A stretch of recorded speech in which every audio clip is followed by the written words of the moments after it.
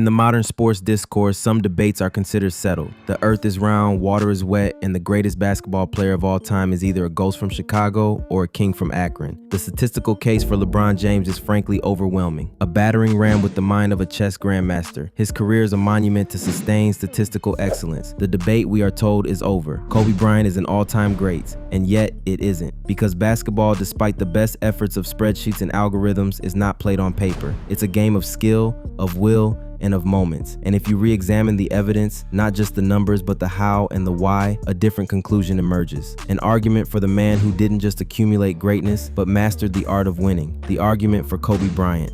I'll try to tackle two big questions. Number one, did Kobe truly outshine LeBron as an overall player? And number two, why is Kobe Bryant often omitted from the NBA's mythical Mount Rushmore of legends? LeBron James's offensive genius lies in physics. Force equals mass times acceleration. It's a simple, brutal, and almost unstoppable equation. Kobe Bryant's genius was different. It was a language, a complex grammar of footwork, fakes, and counters that left defenders guessing, often incorrectly. He combined these with an arsenal of pivots, reverse pivots, and shoulder fakes, turning the low post into his personal laboratory. This dedication to craft is what opponents remember most. Not just the scoring, but the sheer depth of his offensive bag. The distinction is critical. LeBron's physical gifts are an anomaly of genetics, a combination of size, speed, and power that cannot be replicated. His greatness is something to be marveled at. Kobe's greatness was a doctrine to be studied. His moves were the product of obsessive repetition, of countless hours spent mastering drills that could, in theory, be learned. Players like DeMar DeRozan have built entire careers on the foundation of Bryant's footwork. No one can build a career on the foundation of being LeBron James. One player's genius was aspirational, the other's was an exception to the rule. In the modern NBA, for many superstars, defense is a suggestion, a strategic expenditure of energy. For Kobe Bryant, for the majority of his career, it was a mandate. The evidence is written in the league's own honor rolls.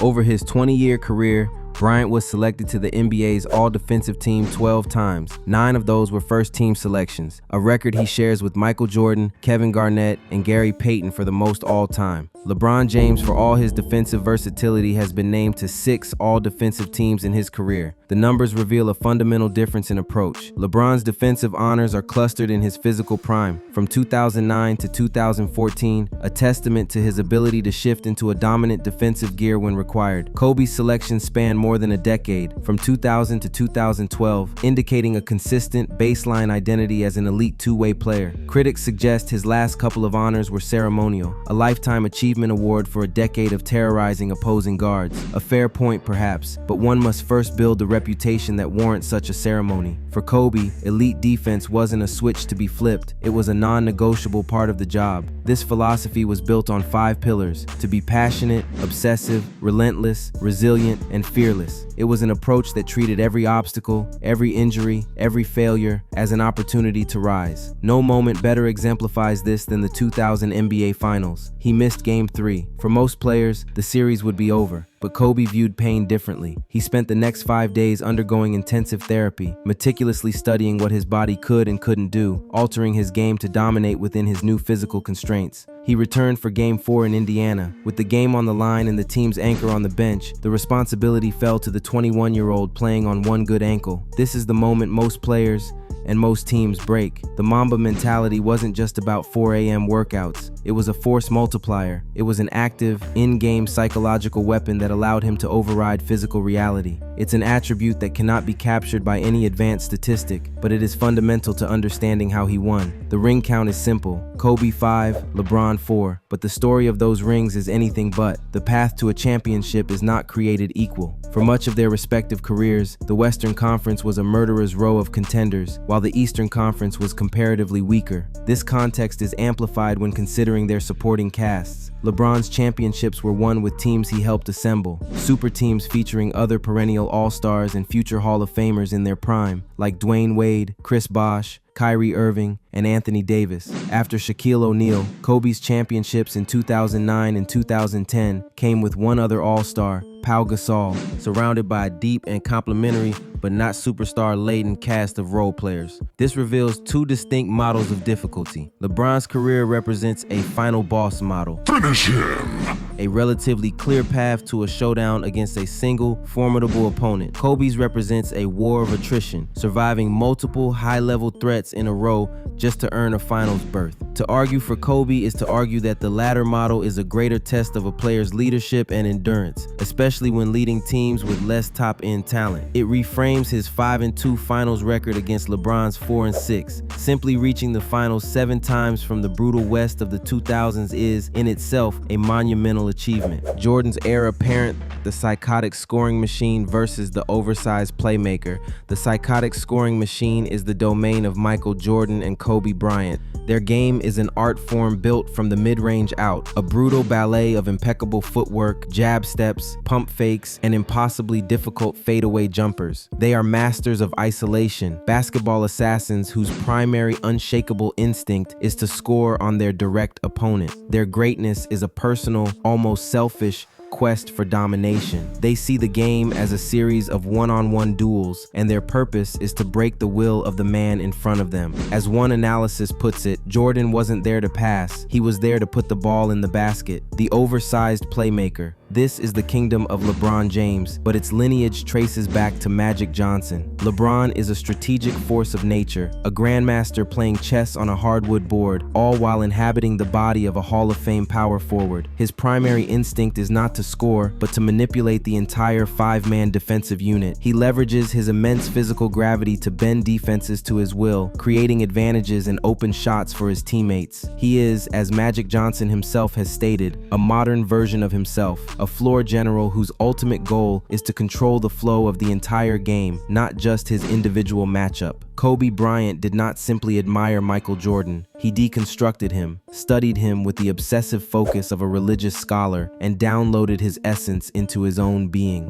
While other players were inspired by Jordan, Kobe sought to become his living embodiment. This was not a casual imitation. It was a painstaking process of reverse engineering greatness. The visual evidence is overwhelming, with countless hours of footage showing plays that are not just similar, but virtually indistinguishable from one another. The turnaround fadeaway jumper, the signature weapon of both men, is a perfect example. The footwork, the elevation, the release point, the mechanics are eerily identical. The same can be said for their post-up game, a symphony of shoulder fakes, pivots, and shimmies designed to create a sliver of space for an unstoppable shot. Even their subtle mannerisms, the type of player you prefer will shape who you consider better. The unselfish, team-oriented player who will pass up the last shot to involve teammates, or the aggressive scorer who demands the ball and takes matters into their own hands. The raw resume. Kobe's 20-year career yielded 5 NBA titles, 2 Finals MVPs, 1 regular season MVP, 18 All-Star selections, and 12 All-Defensive Team nods. LeBron's still ongoing career has 4 titles, 4 Finals MVPs, 4 regular MVPs, 20 All-Stars. LeBron also became the all-time leading scorer and won titles with 3 different teams. Objectively, LeBron's volume stats, points, assists, longevity look better on paper. Yet Kobe's fans argue quality over quantity. Kobe's scoring acumen and variety of skills stand out. Kobe had a deeper bag of tricks on offense. Kobe's finesse and mid-range game were in a different league. Defensively too, Kobe often had the edge. Kobe was a tenacious perimeter defender, regularly guarding the opponent's best scorer. By contrast, LeBron in his prime often focused his defensive energy on rebounds and blocks rather than single coverage, a trade-off for some efficiency but less on-ball lockdown. Kobe's two-way game is evidence of his completeness. Even Kobe's free throw and jump shot mechanics were praised. LeBron only became a competent long-range shooter very late in his career.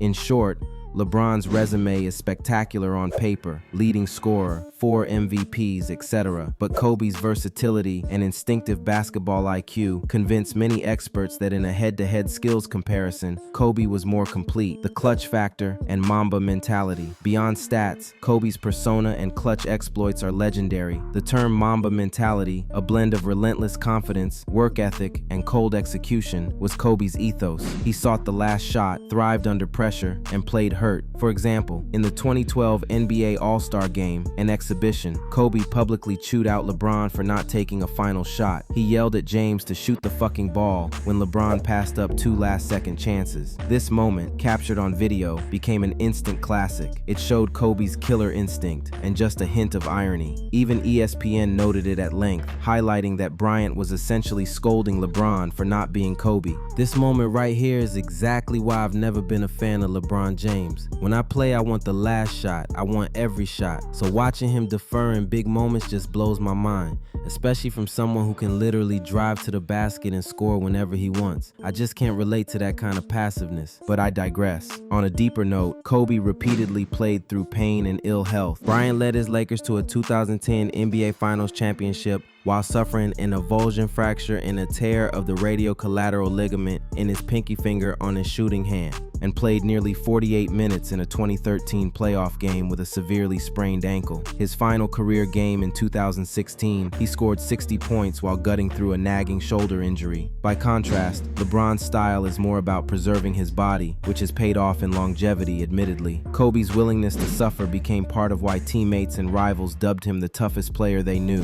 LeBron's skills are universally respected, but not just the media wonders if he lacks the right stuff when he most needs it. By contrast, Kobe's will to win was never in doubt if you asked even the biggest LeBron fan to put their life on the line. Game 7, both players in their prime, same supporting cast. I'm convinced they'd pick Kobe Bryant because when everything is on the line, choosing anyone else would feel like a death wish. The Shaq Asterisk. How can a player with one of the most decorated careers in history be so consistently relegated to the tier just below the absolute pinnacle? The answer is complicated, and as one writer put it, it weighs about 330 pounds. The answer is the Shaq Asterisk. This is the term for the indelible mark on Kobe's legacy, a persistent footnote suggesting his first 3 championship rings are somehow diminished. The argument is simple, yet powerful. During the Los Angeles Lakers' dominant three-peat from 2000 to 2002, Kobe Bryant was not the leader of his own team. He was, in the popular narrative, Robin to Shaquille O'Neal's Batman, a brilliant, essential co-star, but a co-star nonetheless. This perception, this asterisk, has become the primary barrier between Kobe Bryant and a consensus spot among the 4 greatest players to ever touch a basketball. The core of the issue is not a deficiency in his resume, but a perceived flaw in his narrative. The Mount Rushmore conversation implicitly demands an undisputed alpha status for a player's championship runs, a standard largely set by Michael Jordan, who is the universal constant in these debates. Jordan's legacy is built on winning 6 championships as the unquestioned best player and leader of his team. The Shaq Asterisk, however, directly challenges this narrative requirement for Bryant's first 3 titles. The criticism isn't that he wasn't great, but that he wasn't the guy. Therefore, the battle for Kobe's legacy isn't about proving his stats. It's about overcoming a narrative that places him in a subordinate role, a role that other Mount Rushmore candidates never occupied during their title runs. To understand the Shaq Asterisk, one must first understand the sheer, unadulterated dominance of Shaquille O'Neal in the early 2000s. He was not merely a star, he was a physical anomaly, a force of nature that warped the geometry of the court and shattered the logic of defensive schemes. At 7'1" and well over 300 pounds, with shocking agility for his size, Shaq was a problem for which there was no solution.